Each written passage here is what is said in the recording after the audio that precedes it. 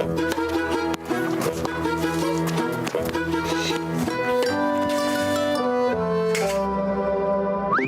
bello avere quello che ti serve quando ti serve. Con EasyBank, la banca digitale di Intesa San Paolo.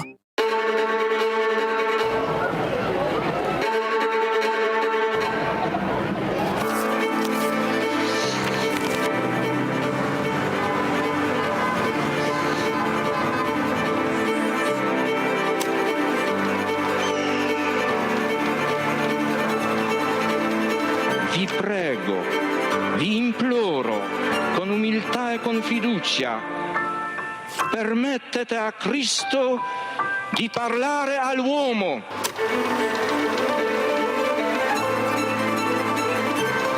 Don Gius aveva capito il problema che avevo. Se la tua vocazione è vero, il tuo lavoro verrà fuori anche dai sassi.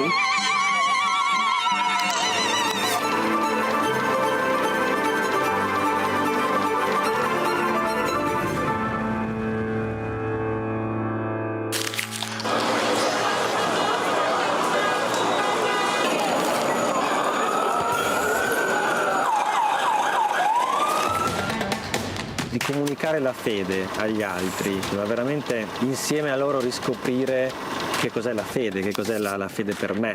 Portare Cristo agli altri, comunicarlo agli altri è l'unico modo che abbiamo per conoscerlo veramente.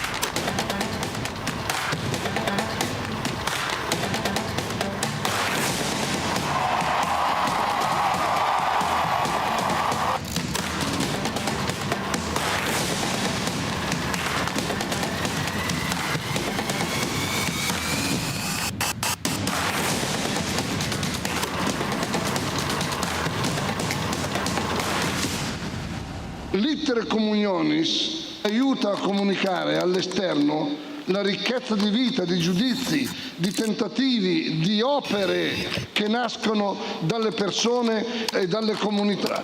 L'iter communionis è proprio la vita del movimento. Scrivete all'iter communionis le vostre esperienze, ci fate bene.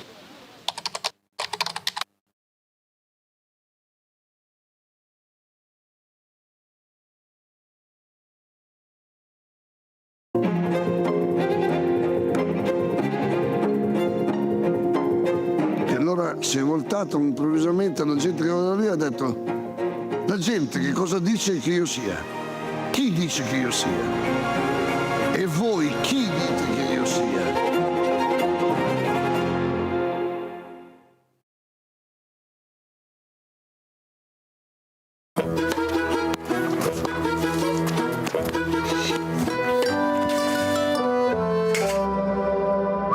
È bello avere quello che ti serve quando ti serve. Con EasyBank, la banca digitale di Intesa San Paolo.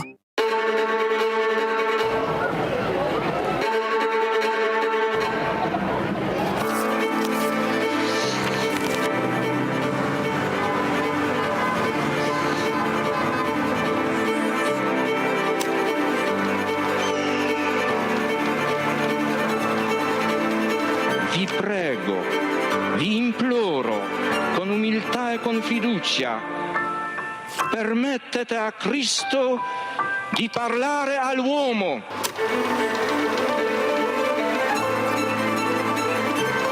Don Gius aveva capito il problema che avevo. Se la tua vocazione è vero, il tuo lavoro verrà fuori anche dai sassi.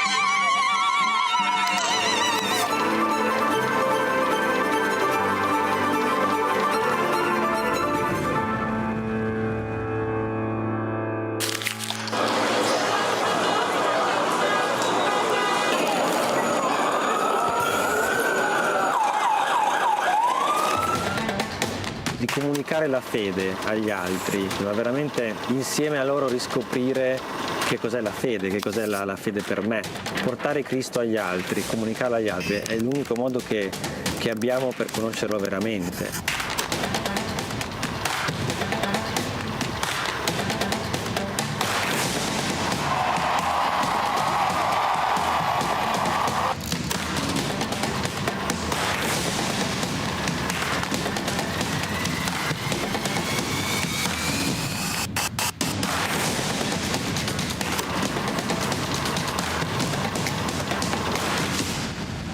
L'iter communionis aiuta a comunicare all'esterno la ricchezza di vita, di giudizi, di tentativi, di opere che nascono dalle persone e dalle comunità. L'iter communionis è proprio la vita del movimento. Scrivete all'iter communionis le vostre esperienze, ci fate bene.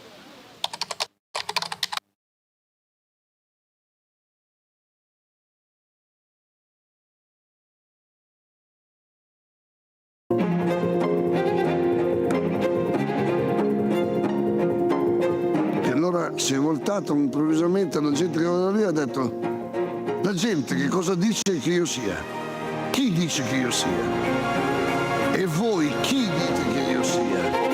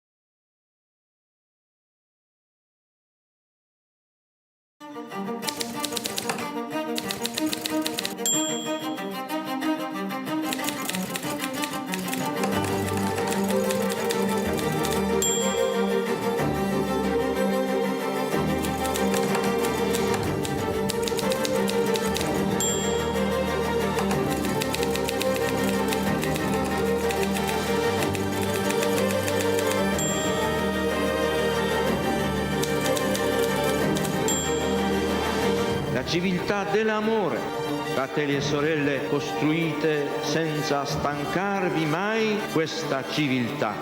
Lavorate per questo, pregate per questo, soffrite per questo.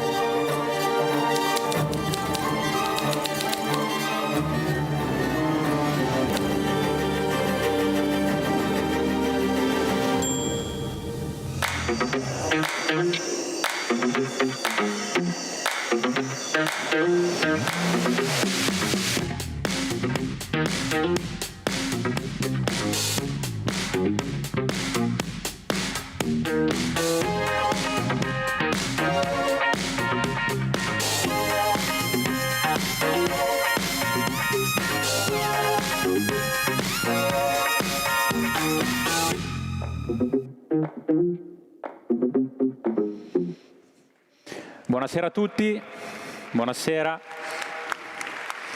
benvenuti a questo incontro dal titolo Europa fra crescita e incertezze.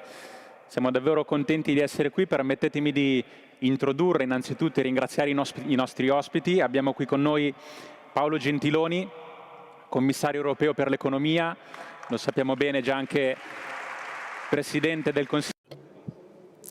Previously the Council in the Council of Ministers and the Foreign Minister, and we really thank him for having accepted our invitation, and we renew the esteem that we have for him. Thank you.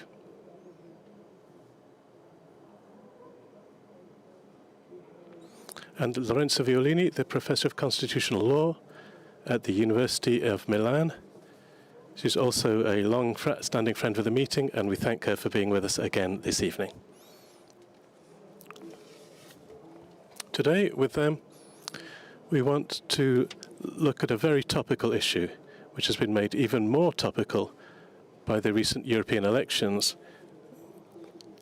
That is the question, the growth of Europe in an ever more uncertain world. We're not talking just about economic growth, but as the recent statistics indicate, that from the European Central Bank, that the rhythms of growth are still rather slow.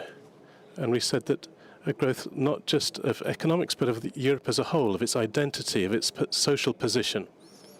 So various studies, recently the two reports commissioned by the European Commission, but from two ministers, Letta and Mario Draghi, Europe is going through a crucial, delicate phase of its history and is called to face challenges that were unimaginable just a few years ago. Let's think the geopolitical instability, wars, trade conflicts that are increasingly creating opposing blocs, climate change, and all the costs that this brings onto the economy. In the last 40 years, extreme climate events have caused an economic loss of 650 billion euros, of which 170 billion were just in the last 5 years. The demographic winter, which the governor of the Bank of Italy insisted this is very important. So inequalities that keep growing. All these pieces of a puzzle that seem to give a picture that's rather gloomy of the future, not positive. And what comes out of this from a recent Eurobarometer survey says that about 73% of European citizens think that their standard of life will decrease in the coming years. So it's an uncertain picture, but still, Europe has been called before to face moments of uncertainty. And it's really in these moments that European institutions and also the European people have often been able to bring out the best in each other and in themselves. A recent document by the Foundation for Subsidiarity described at the time of the European elections, called Europe the home of many thinking communities, which were fundamental in Europe's history. They fostered growth and development. And if there's an element that these uncertainties are showing us, it's that the interdependence between the economics dimension, the social and institutional ones, is an essential factor for Europe's development. So it's no coincidence that we've got two very high-level people who embody these two pillars, the economic pillar and the institutional one.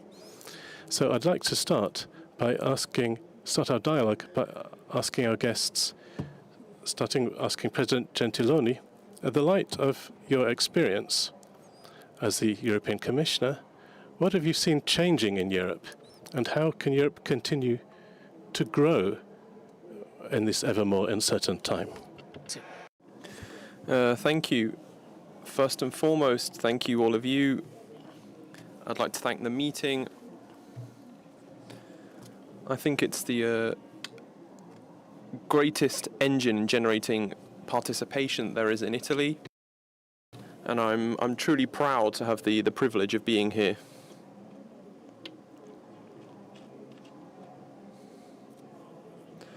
I'm glad to have the privilege to have often been with you, especially in the last 10 years.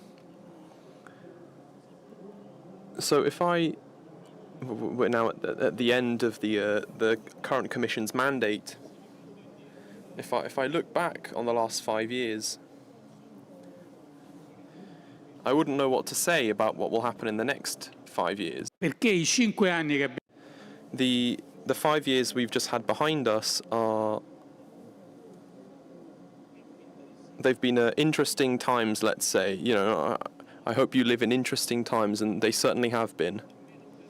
We've had at least 4 great crises: the pandemic, the Russian invasion of Ukraine, the changing energy models that came soon after that, and then inflation, which has returned once again after roughly 40 or 45 years of inflation levels which are higher now than they have been ever before. And this is a huge problem for families and for their purchasing power. Europe has been absent. You know, I'd say first of all that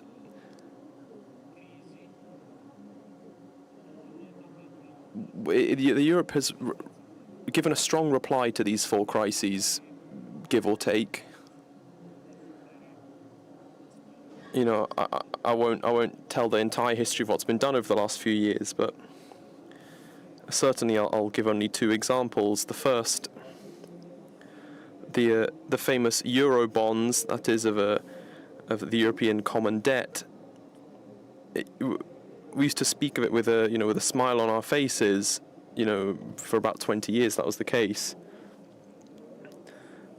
And we issued these Euro bonds. You know, there was a pandemic.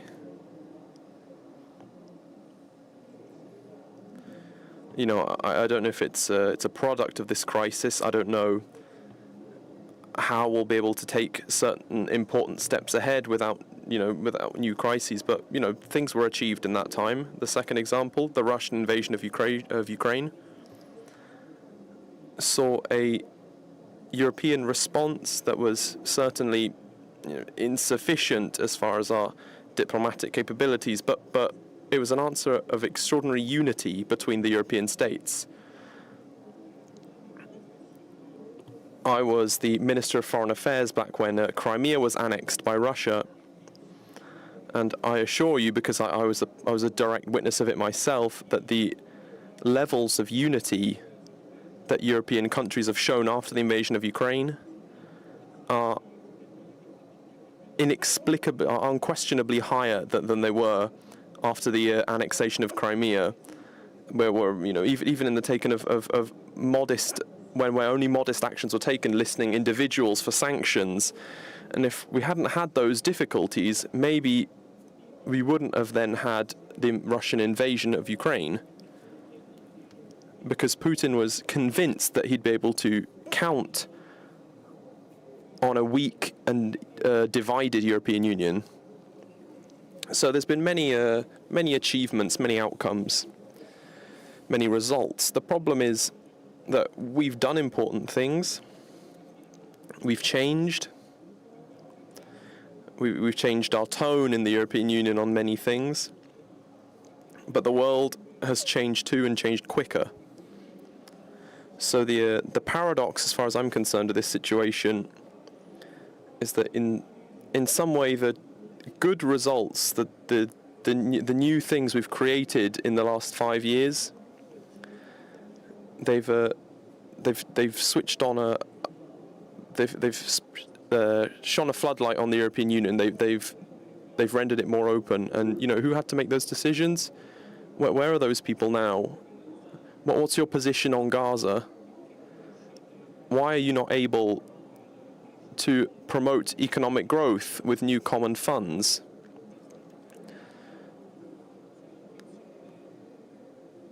Why are you stopping your ambitions on climate change? We had some ambitious plans. That the European Commission had ambitious plans. What are you doing to protect human rights in the European Union? These questions, in a weaker, more fragile Europe, wouldn't have been asked.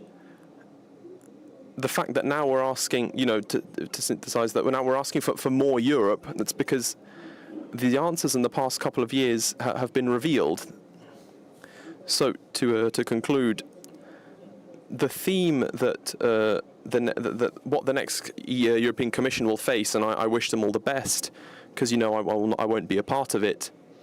The main thing they'll need to be facing up to is how to kickstart their ambitions once again, how to be even more ambitious than we have been in the past 5 years. Some say now, okay, well, to gamble on the European Union, on a greater role of the EU, at the end of the day, means to redefine the role of states, to the role of nations.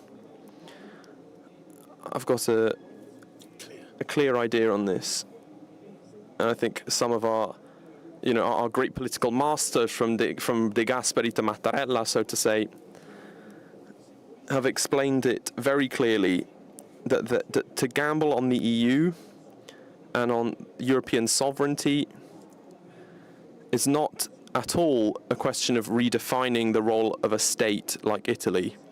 In fact, indeed, I believe that the true patriots are the ones who are true pro-EU figures. We can't be part-time Europeans, sometimes we're pro-Europe, pro-EU, and sometimes we forget about it. When I hear the Italian national anthem at the Olympics, when I see an Italian flag, I'm truly moved. At the same time, I think that we need more Europe. True Italian patriots today are pro-EU.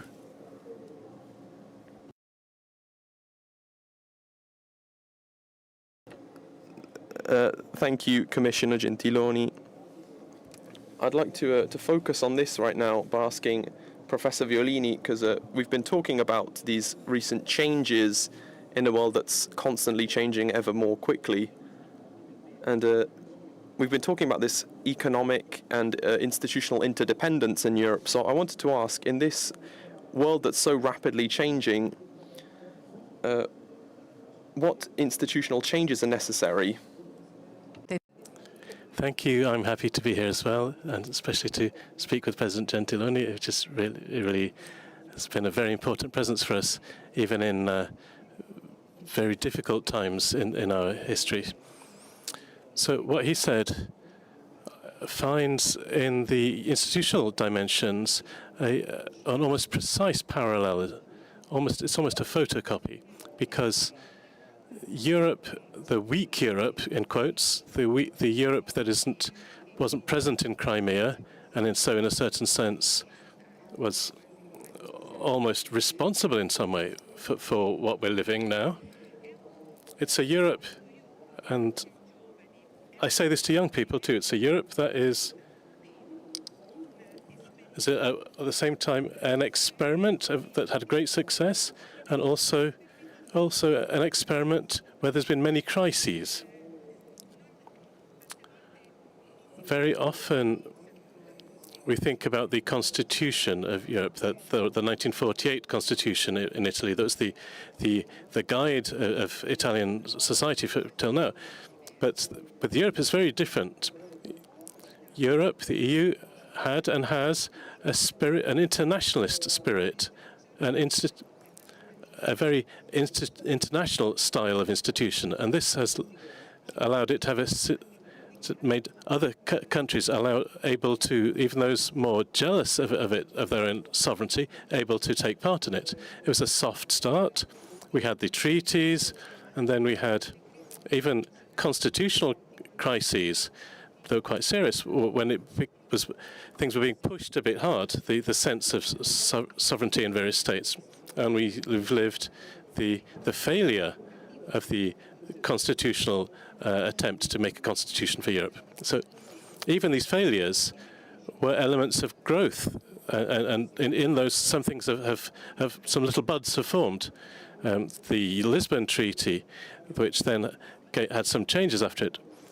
But thinking above all on institutional side, and then how Europe has grown, we mustn't forget how the beginning was a very slow and very cautious one. But straight away, there were countries joining the EU, and above all, there was all those countries that came after dictatorships wanted to join the EU. Now, the membership of the EU was super important for them, as it was also important the great wave of joinings that happened after the fall of the Soviet Empire. And so for these people, we mustn't forget the people and the states who joined the single market, had an important, significant growth of their economies, and then, therefore, of personal well-being, personal incomes. So keep that in the background, because if we don't recall that we're not talking about a state, many people say that there's no political setup in Europe, but no policies. But we say there's a lack of politics because there's a continuous tension between affirming a European identity and conserving, growing the identity of the individual states, which is one of the fundamental elements of the treaties. So think of Article 2 with all the common values which are proclaimed there, but there's also Article 42 where it explicitly says that among the values and the European identity is also the giving value to the looking care after the national identity. So this step that in the last 5 years was in a very interesting way, in a deep way, these things were years in which Europe grew. And so we have today as well the hope that things can change. So on the institutional level, it'll be a long road, because right now it's clear that the structures of competencies that Europe has in its setup, they are limited competencies.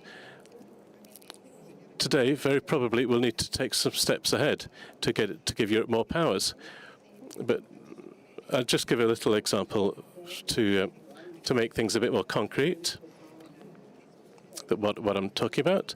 In 2023, when the Ukraine crisis kicked off, or somewhat after that, Europe was able in 3 months to do a provision that allowed us to finance the production of munitions, and which the Ukraine needed to defend itself.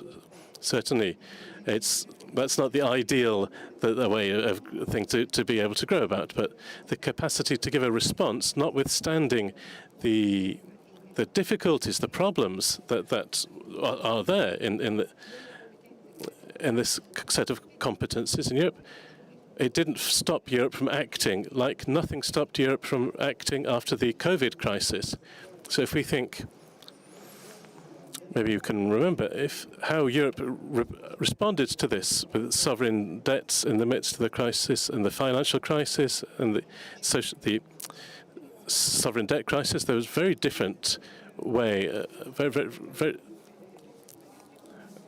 It was the way Europe acted on those was remarkable. Maybe why? Because in the first decade of the century, we needed to look at the rules of international law to be able to face the crisis, and there were also various problems, austerity, also some aversion to an intervention at the European level.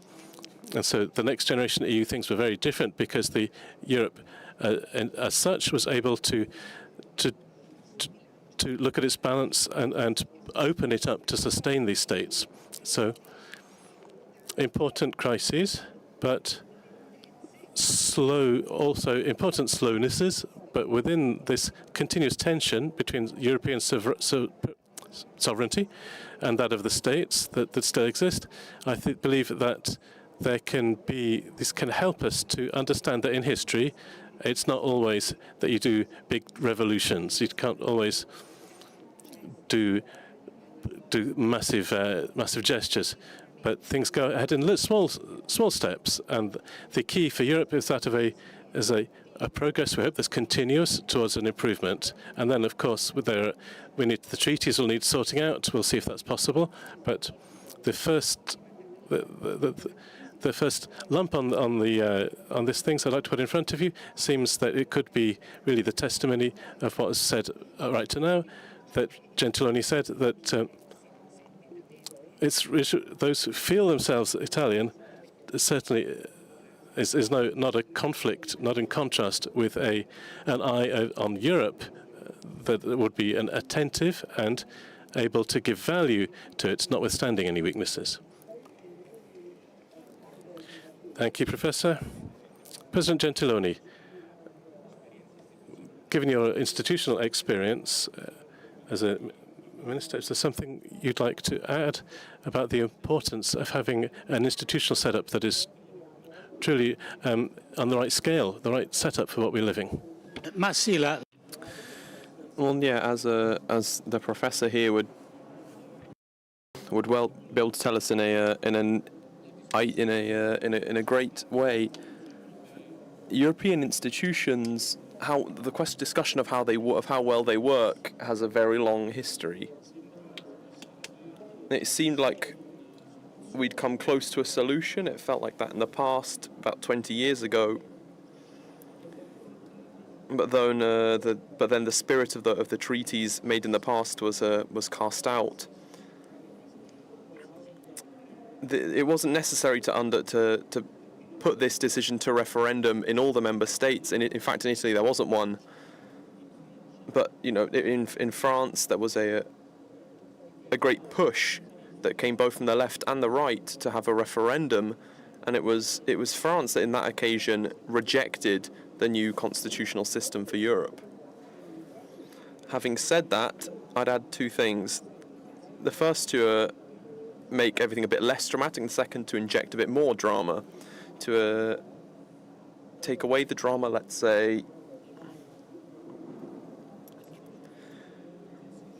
How could I say? The decision-making process on a European level is rather difficult. It's rather tiresome. Okay. Is the US easy? As there's a democracy that's apparently perfect, a president, a Supreme Court, a Congress, checks and balances, a level of internal division that has often led to a basically paralysis. You can give the example of Ukraine. we've decided it was easier for us Europeans, 27 separate nations, despite there being some, the Hungarians trying to veto. We found it easier to make decisions than great American democracy, which struggled greatly to come to any decisions because of internal divisions. The UK, after people told me many times, well, you Italian ministers are constantly changing. There's always one in, one out. Well, during my time as commissioner, I've seen there've been 5 different chancellors in the UK. As you know, the Minister of Finance in the UK is called the Chancellor of the Exchequer. At number 11 Downing Street, that's right there next door. You know, it doesn't seem to me like, despite all the mistakes of the past, leading up to Brexit, I don't think that this other great example of democracy has led to a great decision-making power. So I'd like to say that with the struggle, the effort that's necessary, because if you look at Europe, making decisions is difficult, that compromise is necessary, that to make a compromise you have to bear in mind the different political and cultural aspirations in Europe, because there are socialists, there are liberals, there are Christian Democrats, there are conservatives, and so on and so forth. But particularly, perhaps, before thinking of political and cultural aspirations, you have to think about the nations. Because in Holland they think about it one way, in Hungary another, in Italy another, in Cyprus a different way. So it's a great school of democratic compromise, but at the end, decisions are made in order to re-dramatize the situation. I think while we reassure ourselves that, all things considered, this marvelous experiment of the EU has worked, where else do you have maybe almost 500 million people who have a common border, who have for great part a common currency, despite speaking 23 different languages, who are all the bastions of individual rights, of liberty, of freedom of women, of freedom of religion. In what other corner of the world do you find a marvel like that, in which there's a welfare state, with various exceptions, obviously, but where there are social services? Let's not reject or look with disdain on what we've created over the past few years, because it's a great engine of democracy, of liberty, of peace, and it does work.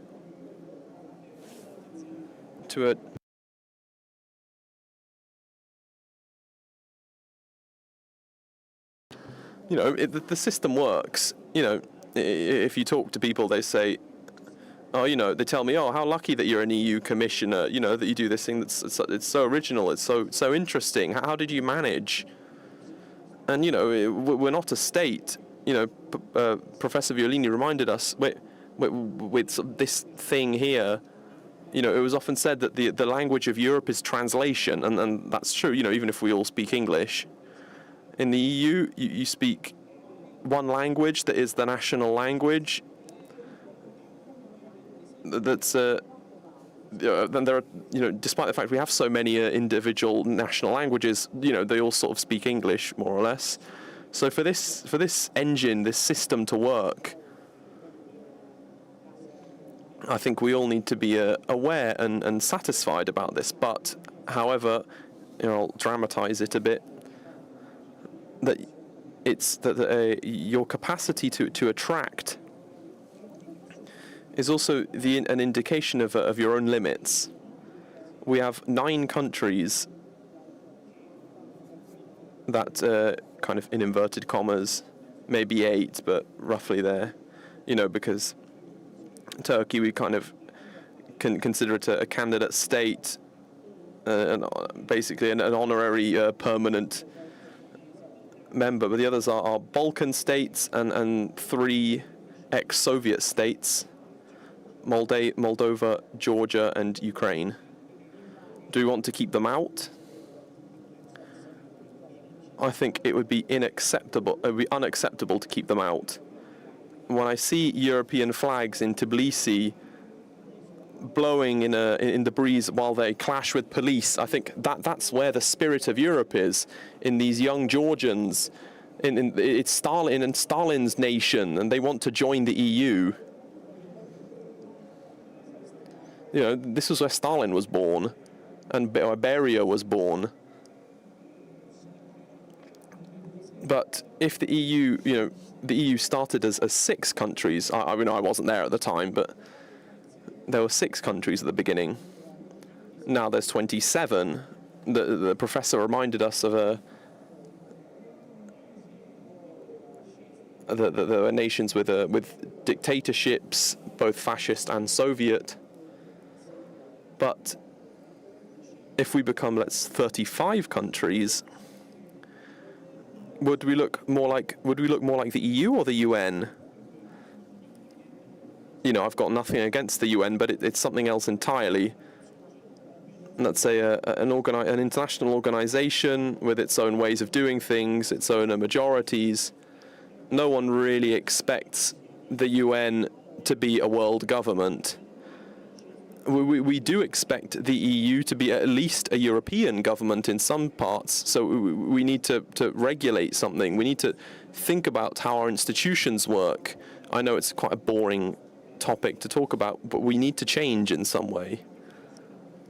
Allow me to give you 3 examples. I could give you 50 easily right now. First, unanimity as it is right now doesn't work. It doesn't work with 27 countries.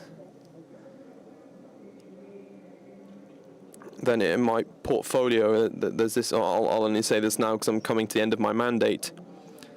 I have the role of looking at taxes. You know, you didn't know that, but so by definition, that is in the treaties, to make a decision on taxes, you need a unanimous decision in Europe for whatever thing. So even the most banal discussions, you know, even any anti-shell company policies, you know, the shell companies which are made to run hidden businesses to move money illegally. You know, there are some countries that you know, it's a country that most of these shell companies are based in. They veto in these unanimity discussions, and you could give a dozen other examples. But there are even more important things like foreign policy, which need unanimity. It's difficult in 27 to have 35 countries need a unanimity vote would be impossible. So we need to correct something here. We need to correct our policy on defense, because particularly if the USA begins to take a certain to be a bit more hesitant right now, there was a risk of that a few weeks ago, but if the US take a more, as you often say, isolationist policy, then we'd need to speak. We'd need to have more serious conversations about defense, like we have. But we can't keep going on like the past 20 years and not making decisions. We need to look at this, and we can't keep submitting this to the rule of unanimity. It's very, very difficult to get anything done. And thirdly,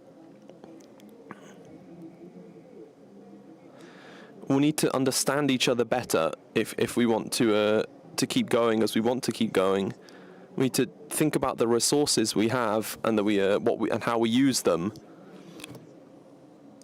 What happened with the countries that entered the EU while leaving the Soviet sphere? There was a certain level of disillusionment there now that's caused by migration. You know, many of the youth of these countries have made the most of the free movement of people within the Schengen zone they've gone to work in other European countries. But at the same time, the per capita income of these countries 20 years ago was 42% of the rest of Europe, of the EU. of the traditional EU, let's say. Now it's 74%. In 20 years, these countries have practically gotten to the same level as the rest of the EU. But there's a question of resources. If we grow the EU even to other big countries like Ukraine, where will European common funds go? And so we can't just say, well, then we'll just ask members to increase their contributions to the EU. One of the most unpopular things that the EU can do is to ask member states to increase their contributions to the EU. In Northern Europe, don't even bother trying to ask them for more money because they'll flatly tell you no. What we should do is gradually put ourselves in the situation, in a condition, given that, we have 21 out of 27 countries share a common currency, we should slowly have, in inverted commas, a common treasury. What in Italy we call the next generation, in Italy we call the recovery plan. Why has it been incredible? Why was it so good? Was because it showed that the European Commission can go to the financial markets and think about that. In 2019, the European Commission would collect 180 million euros from financial markets. In 2021, 120 billion from European financial markets. AAA. And that's and it's still maintaining its AAA status and its strong economy. If we want to keep going as a bigger European Union without taking steps back towards a European treasury, I think we'll be deluding ourselves. The Americans have been doing the opposite. They started with a treasury. The famous decision made by the first Secretary of the Treasury, Hamilton, who decided to bring together the separate treasuries of the states. Then it took many decades to set up the federal bank. For many decades, they had one federal treasury, but the banks remained in individual states. We can do the opposite for a certain period. Have a single bank that decides basically everything in a monetary policy, and 27 separate treasuries. But we can't keep doing this forever.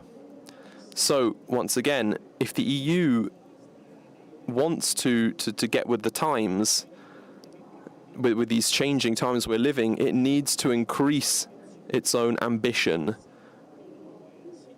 Because strengthening the EU means strengthening its ability to expand, to strengthen democracy, to strengthen freedom, because this is what we're talking about here, of a piece of the planet which today is a great magnet of democracy and of freedom. And sorry if that's not enough for you. Thank you, Commissioner. Thank you not only for reminding us how fundamental this integration process is within the EU, and how to favour this renewal process we've been talking about, but thank you for showing us what is happening today when we concentrate our political and economic efforts. So I'd like to take a step forward on this, asking our professor here if this process we're talking about could lead us to plan or to think about a new European constitution that could regulate negotiations between the states, in particular moments of crisis. So I believe that the road towards a federalization of Europe is a very complex path. It's difficult, and maybe the thing that's most coherent with the story of the European Union is the politics of little paces, maybe even taking steps back sometimes. But certainly, as we've seen, crises have always been opportunities to grow. I think, and I think many of my colleagues say this as well, who've studied constitutional law in more than I have. The topic that awaits us is that of a serious reflection on a few modifications to the treaties. the questions have already been put on the carpet, all the fundamental questions, and they're generally things to do with unanimity, under which are placed all the decisions that we now feel that we need to make, that we need to make to make Europe grow. I've already said the security policy, common defence, and now we are doing some steps towards that in coordination, in single management of some things, and we'd like to do some acquiring things together in the market to be able to put together a single potential European defence. But these are small steps that are have a lot of obstacles from unanimity rules, and these are little steps, but I think we need to believe in them a bit. So, for example, 22nd of November last year, the European Parliament adopted a resolution aimed to kick off a convention for the reform of the Lisbon Treaty.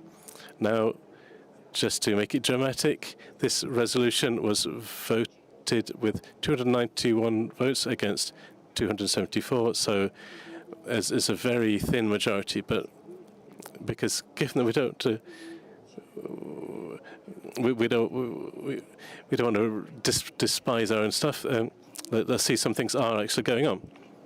So the last attempt to do a step towards a constitution, which is a significant change in the treaties, was the Spinelli project in '84, so a good while ago. Kian is our friend, so small steps, but steps can be done. We need the European Council, Commission to take some initiatives, and that it goes along with the will expressed by the Parliament to go in a direction of more integration. I don't know if Commissioner Gentiloni could maybe help us to define better this theme, but if we're speaking of constitution, inevitably we evoke an act that looks like the sovereignty of the states that affects that. So the treaties, particularly in decision-making process, I don't think that the institutional setup can be changed very quickly, but the decision-making process, which, for example, the example we had before, that was shown a bit better than we thought. But some modifications in the setup of powers and this could be useful and maybe thought about and planned. Certainly, the project of the European Parliament was a bit ambitious, but because the idea was to overcome almost always the power of the veto, and so introduce the majority voting, qualified majority voting on security and common defence, harmonisation of taxes, foreign policy, multi-year budgets. And so there are many points that need coordinating and balancing between the states, but until we manage to get to the decisive step, then there are always forms of coordination. When you talk about coordination, inevitably we're talking more moving towards unanimity, because everybody needs to be together to do certain things.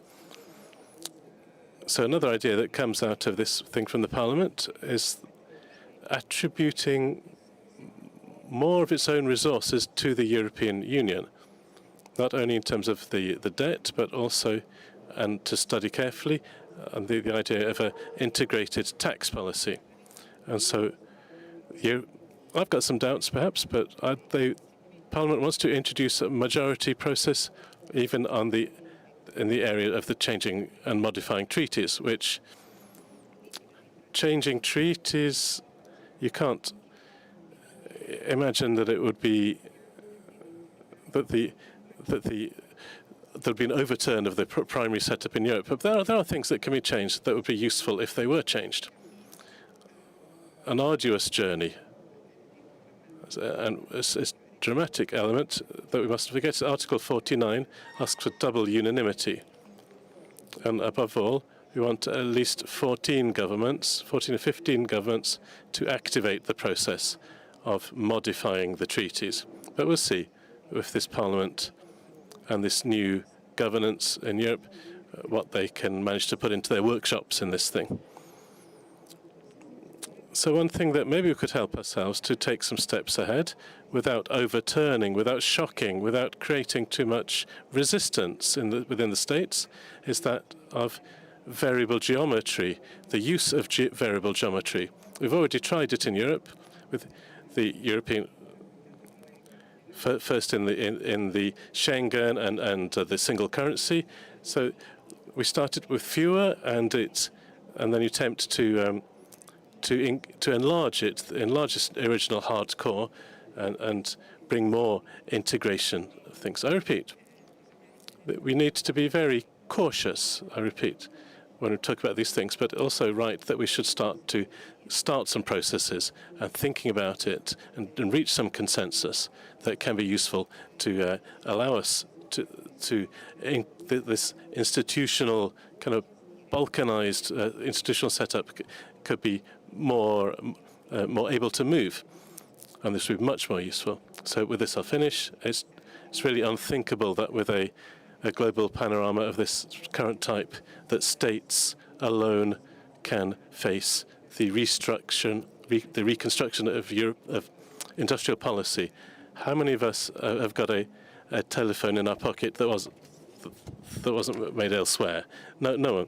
So we need to make important, huge investments in the construction of new technologies, new techniques, and not just be way behind the US and China. But as Panetta said this week, the things he said are absolutely emblematic, and we're really in a moment in which maybe if we don't do a step ahead, we'll end up doing a step backwards. Thank you.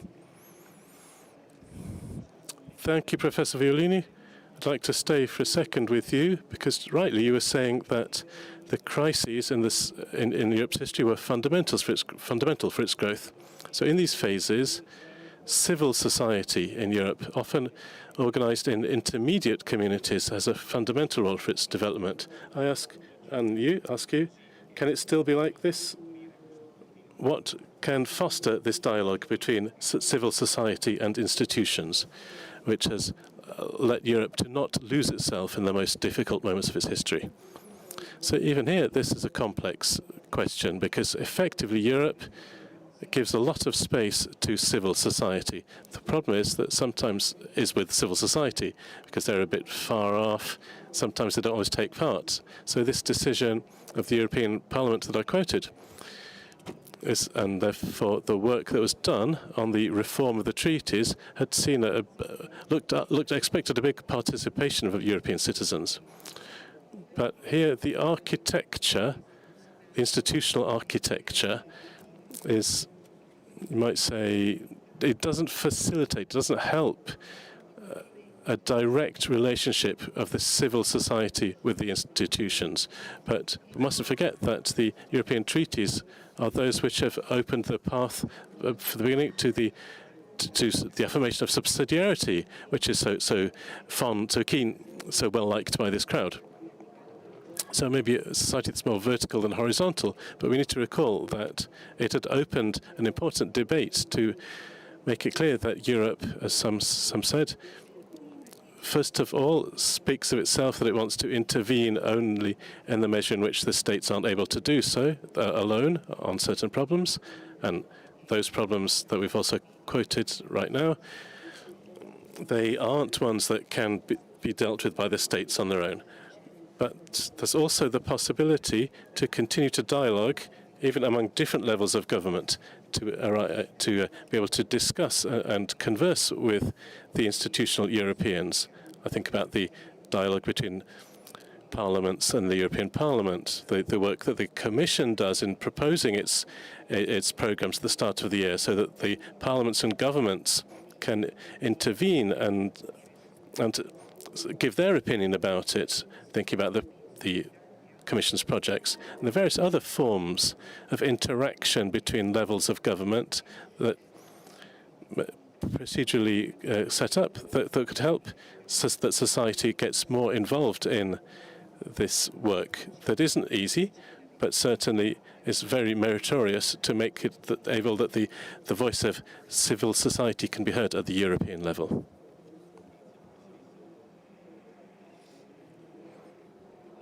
I'll go back to you, Commissario Gentiloni, because you were speaking rightly of this ambition that Europe has to be the leader of the green transition, an energy transition. I'll ask you, how can this transition be a help for the growth in Europe? Ma come sapete, Yeah, well, as you know, this is one of the most controversial topics of discussion, which, you know, in a certain sense is a good thing, because for many decades we lived in such a way that this question was, you know, let's call it the climate change question or the environment question, that it was to the margins. It was that we weren't really thinking about it. We'd say, yeah, you know, let's talk about politics. Let's talk about serious things. You know, when I was younger, I often was involved in environmental things, and often the environments of the response of the media and of political parties was, yeah, you know, we all agree it's important, but, you know, we've got other priorities. And now here we are, that it's one of the greatest controversies, one of the greatest dilemmas in European politics today. So, on one hand, I think that the European Commission, the von der Leyen Commission, you know, let's call it the von der Leyen One Commission, took a great responsibility upon itself when this commission was born. It had in mind basically this idea of climate transition. It used it as its own kind of identifying feature. And then, you know, all manner of things happened: the pandemic, the war, inflation, and so on. But at the beginning, in the first few months, it's the number one item on its agenda was the 2050 net zero and the different stages to get there. It seemed it seemed crazy what they were proposing. However, over the course of a couple of months, these policies were proposed, you know, in December of 2019, 2 months before COVID. But if you look back on how the things developed in 2020, the US, India, Brazil, China, you know, even China, in a very different way, one from the other, you know, the UK, Japan, they all, in their own certain way, with different ways of doing things, gave themselves the aim of reaching to a net zero in more or less 2050. So, having been at the vanguard, kind of, per se, was a fact that I think should be defended. You know, staying still doesn't help. But that's the thing. It's not enough to have had the idea first, to have established some deadlines, some objectives, because we need at least two things. First, let's say, you know, common sense, a bit of flexibility, understanding of reality, to adapt our times, our objectives, our deadlines to the natural evolution of things. Because if these things aren't understood by citizens or by business, if there aren't the technological developments that make it possible, it's pointless following certain aims that then become politically very dangerous. The victory of nationalist parties, as we now say, sovereignist, some call them, in certain countries, there's a lot of resentment, particularly in the periphery of Europe, in each individual country, of non-urban classes, let's say. They greatly resent these aims that are considered too forced, these policies, these climate policies. So we need common sense, we need flexibility first and foremost. Secondly, we need a huge, let's say, a huge effort to transform the way we work, because it's not that there aren't, you know, sufficient jobs in a sustainable economy from an environmental point of view, it's that this requires great transformation. And if you look at these great transformations in parallel with the other great vector that we have in front of us, that's that of technological and digital changes, AI, even there, a whole series of jobs that will change. So intelligence, flexibility, common sense in how we implement programs, even if, I'll repeat again that despite the fact we were the first ones to launch them, that was a positive thing.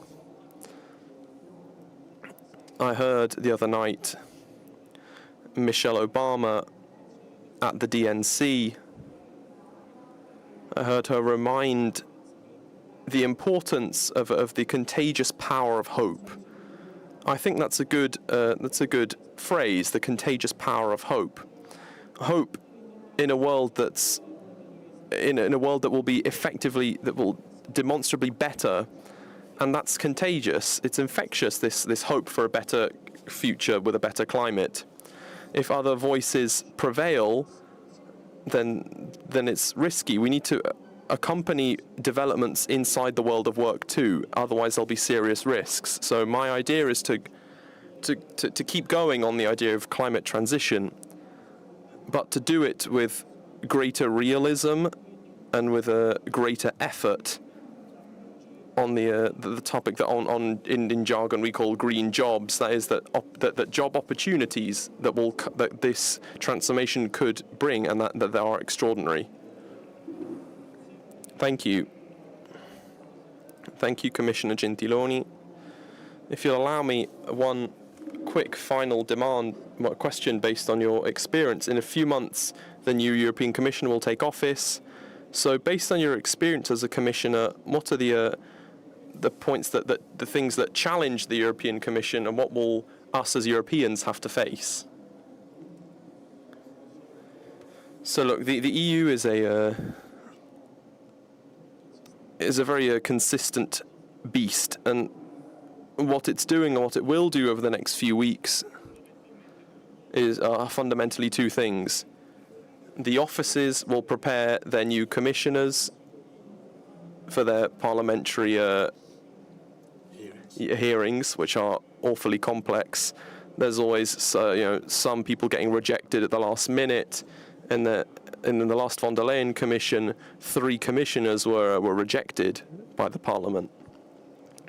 On the other hand, the president of the leadership of the European Commission is working on itself, on the different tasks to give to each commissioner, that will then be condensed into some letters that the new president will send to different commissioners that will explain what they need to do over the course of the next 5 years. And then this thing, it will last 5 years, this thing. It's not... It's as if you look back and read once again the program, the political program as it was defined in the autumn of 2019, here you go. So what will the priorities be? There was a famous phrase by an English Prime Minister, Macmillan, who a young student asked him, what's the most important thing you've learnt in your experience as PM? And his answer was, he answered, events, dear boy, events. Facts, that is, the things that happen. This is what determines a political institution. So it will be facts that determine priorities. We already know that there are certain priorities. First, to keep supporting Europe, and to try and define a common defence policy. A more urgent task in the first few days of November, when there are elections. There will be more urgent things coming up. Having a common defence policy will be more important if American elections go if Trump wins, whereas if there's a different result. Secondly, we need to think about what needs to be done after the incredible decision on Eurobonds and on Next Generation Europe. Because it's not, you can't just cross the Rubicon and then pretend like nothing's happened. You know, you can't just say, yeah, that was great, let's just archive that. So we need to think about how we relaunch the need to for common funding for common good. Third important dossier is that what in European jargon we call enlargement or expansion. That is those 8 or 9 countries that are currently stood outside our door. They won't, in my opinion, they won't join in the next 5 years. But these 5 years may well be decisive for taking the steps that will then, in maybe 6, 7, 8 years, will lead them to join. It's a long road joining the EU. The EU Commission is very demanding, sometimes a bit too demanding on certain things, but you know, perhaps it's quite rightly demanding because let's say the social democratic quality of the Europe cannot be compromised. So 3 great priorities, defense and foreign policy, new common resources, and the question of enlargement are, in my opinion, fundamental. In the background, and let me conclude with this, there's the fact that we, us Europeans, we're proud of the things I said before at the beginning: freedom, welfare, democracy, peace. Peace on the continent. We finally found peace. However, we should be worried about the problems we have as Europeans with investments on the future, on new things. About private the investments are mostly private, not public. AI in Europe is mostly driven by private investors. It's a 20th of what they spend in the US and a 5th of what they spend in China. There are people say that AI will change our lives and so on and so forth. Okay, great. Well, what are we going to do about it? So, I know that Draghi is finishing now the report that was asked of him about European competitiveness. I hope that as an ex-European leader, he remembers of me and that he mentions me in his report in some way, but that Draghi's report will be very important. Because among the things that are most essential beyond each single dossier, each individual one, is to get into the head of us Europeans the fact that in the great game of our times, the great game of the last century was that of great powers between the English, the French, the Russians, and so forth. Today, the great game is the European race to innovation. It's the great race to innovation for technology. These are private giants. That are sometimes scandalous, that they're far more important in economic terms than of great countries like Italy. But, they're almost all American or Chinese companies. So this is the main task for us Europeans. We need to internalize that idea that in the great game of today, which is this, we can't be like Italian, we can't be as Germans, Estonians, Lithuanians, Italians, or Maltese. We need to be present as Europeans. We need to stand together. So in this effort for competitiveness, in this great competition, think about how good it would be if we could combine things which in some way we already have in our European model. That is, there's a bit less injustice, a bit more, some more public services, more social cohesion. Think how great it would be if we could associate these characteristics that are ours with a competitive capacity on innovation, on technology, that instead is not something that you associate with us. And this is a great challenge that the next Commission has ahead of it. Thank you. We thank our guests because they've helped us understand the value of knowing the facts, and Minister Gentiloni spoke about that. You need to know to decide.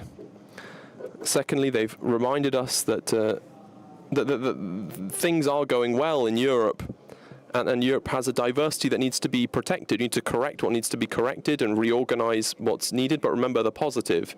And finally, the subsidiarity that's in European DNA, that's based on its people, on civil society and its institutions, is more necessary than ever to allow Europe to continue growing. I'd like to thank you all, and allow me to thank Commissioner Gentiloni at the end of his mandate for the great service he's rendered for Italy and for Europe.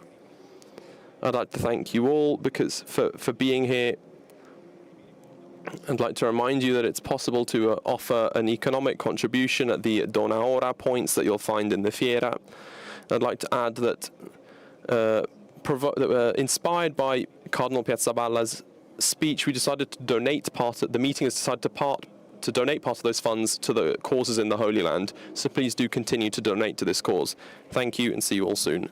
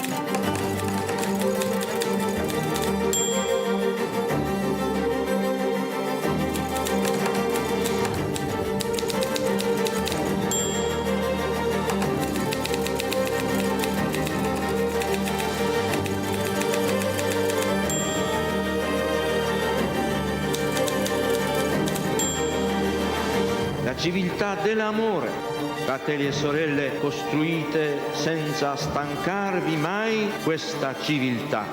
Lavorate per questo, pregate per questo, soffrite per questo.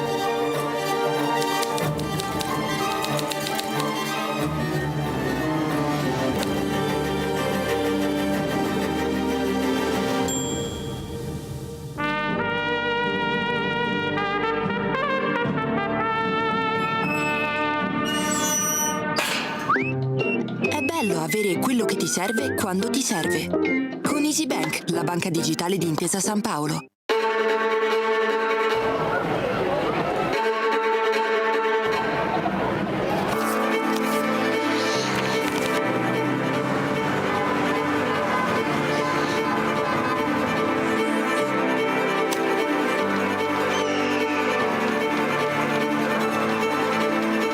Vi prego, vi imploro, con umiltà e con fiducia, permettete a Cristo di parlare all'uomo.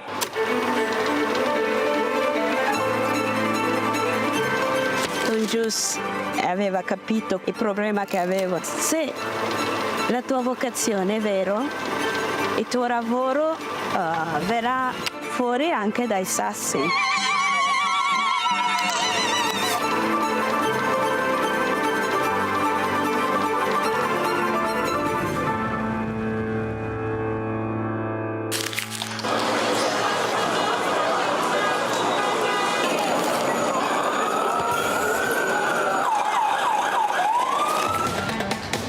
Comunicare la fede agli altri, ma veramente insieme a loro riscoprire che cos'è la fede, che cos'è la fede per me. Portare Cristo agli altri, comunicarlo agli altri, è l'unico modo che abbiamo per conoscerlo veramente.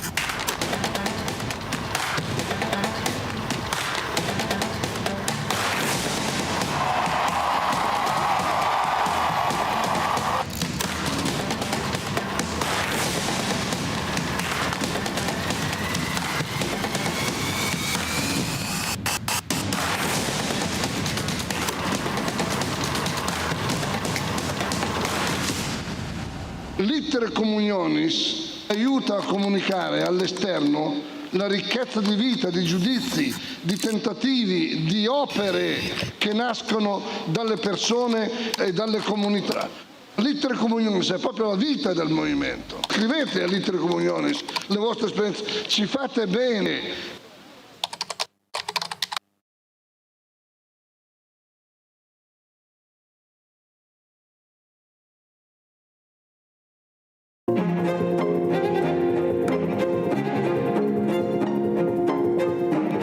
Si è voltato improvvisamente alla gente che era lì e ha detto: la gente che cosa dice che io sia? Chi dice che io sia? E voi chi dite che io sia?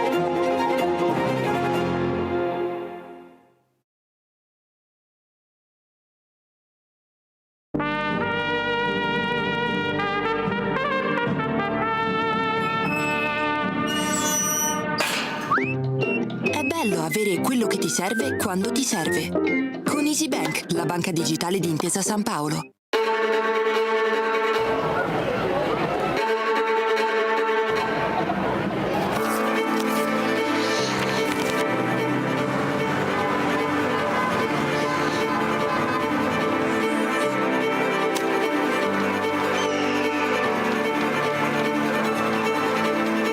Vi prego, vi imploro, con umiltà e con fiducia, permettete a Cristo di parlare all'uomo.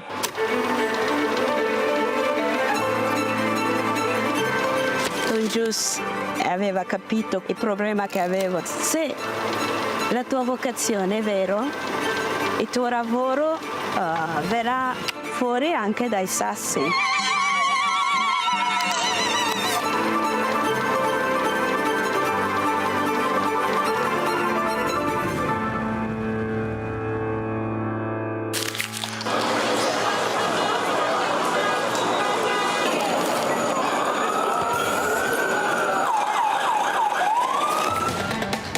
Di comunicare la fede agli altri, ma veramente insieme a loro riscoprire che cos'è la fede, che cos'è la fede per me.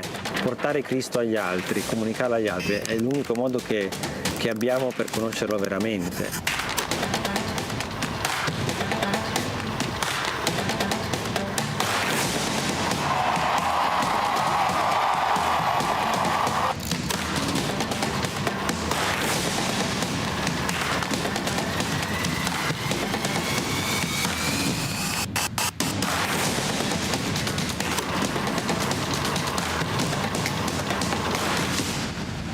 L'iter communionis aiuta a comunicare all'esterno la ricchezza di vita, di giudizi, di tentativi, di opere che nascono dalle persone e dalle comunità. L'iter communionis è proprio la vita del movimento. Scrivete all'iter communionis le vostre esperienze, ci fate bene.